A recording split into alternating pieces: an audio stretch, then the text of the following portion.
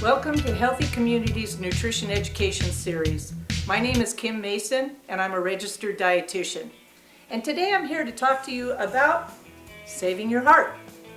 The incidence of heart disease here in America is really high. But some of you may already have heart disease, and really following a good for you heart type of a diet doesn't have to be a burden. I'm going to tell you how some people in other parts of the world that don't experience heart disease, how do they eat? One of the very good populations that eat very well is the Mediterranean. In this area of the world, the people love their food. They eat very well, and they have a little bit of wine, but they make food a real high priority. And to do this, they don't really utilize anything from a box, a bag, convenience types of foods. They have very little of that type of food. They use, most of the food is whole food, and it's fresh and seasoned, very flavorful food. So as they're putting together their meals, they're really looking to get as much flavor out of that meal as they can get. Most of it is a plant-based type of a diet, because that's where you get a lot of flavor from food, is out of your plants, vegetables, fruits. They add that. Not only do they cook their vegetables in a fashion that gives them a lot of flavor, but they also add vegetables into what they're eating, again, to really boost the flavor of that food. And oh, by the way, it's boosting the nutrition at the same time. The other thing that they do is they eat a lot more in the way of whole grains.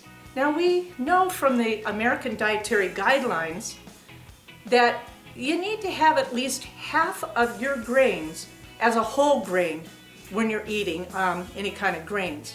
The refined grains, they should be minimized down to about maybe 3 servings, 3 slices of bread, let's say, per day. Your whole grains should be at least that much or more.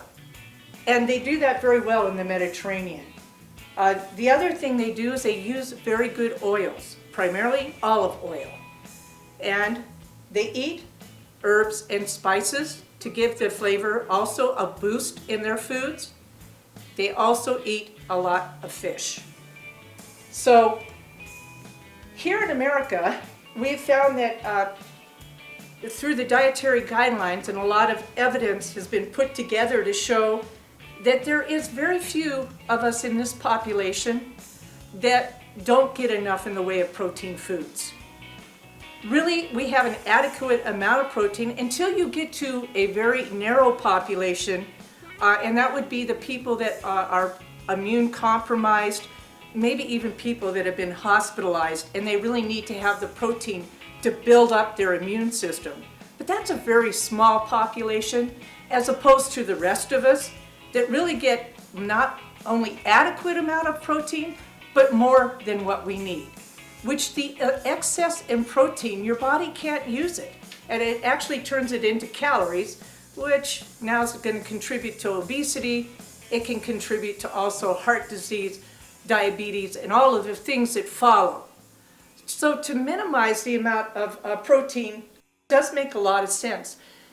The other part to that is that what they're discovering is that by eating more of a plant-based type of diet, which is what the Mediterranean diet is really, more of a plant-based type of a diet, that you also start to save the environment.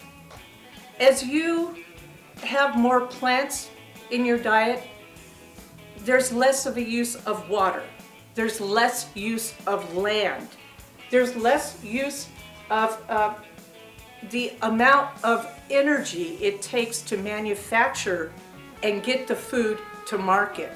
All of that is helping to reduce a carbon footprint, and the more we do that type of things, the better off we'll be as far as our environment even.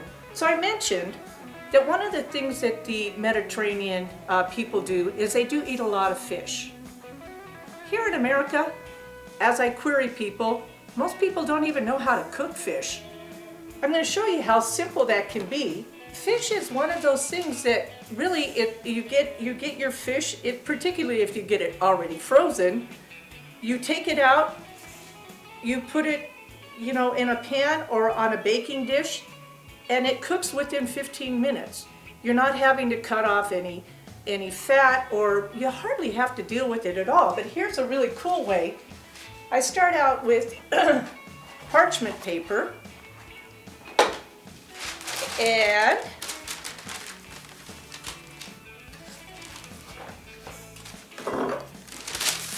I set a piece of fish on that, put a couple of different vegetables on there. In this case, I put some red peppers, a little bit of red onion, a little bit of lemon. If you like to season it, maybe a little bit of garlic or a small amount of salt. And again, as we use salt, it's a grinder kind of a salt, or the larger pieces of salt, because as you're using this type of a salt, you use a lot less because of the pieces are large, and they give you the flavor of salt without hardly having to use any at all. I would skip it actually. But here we have the parchment paper. You bring it together, fold it over,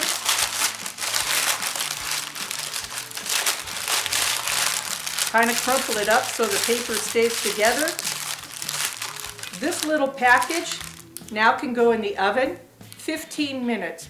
You've got a really nice, moist, flavorful fish that I think you'll find even if you have guests, they'll be very impressed because it's a very beautiful dish and very, very flavorful. Another fish dish that most people probably wouldn't ever even think about starts with a little can of sardines. I like sardines a lot. Not only are they inexpensive, a can like this runs usually less than $1, but right around $1. Pretty affordable when you're looking for food costs. But also these little fish probably contribute more of the omega-3 fatty acids, a very important fatty acids when we're talking about any kind of cardiac issue, than almost any other fish or almost any other food actually. So they're a very, very good source of omega-3s. A lot of people have a little bit of a problem getting past the fact that, sardines maybe are a little fishy or a little tough to eat. I'm going to show you a secret on how you can transform sardines into a dish you'll just love. And I've actually even done this dish for children who don't like fish ever, and they even enjoy the fish. So you take your sardine out of the can, just crunch it up, take a couple of herbs. These can be, this is parsley, some basil, and mint. Put them all here and just get them good and cut up here.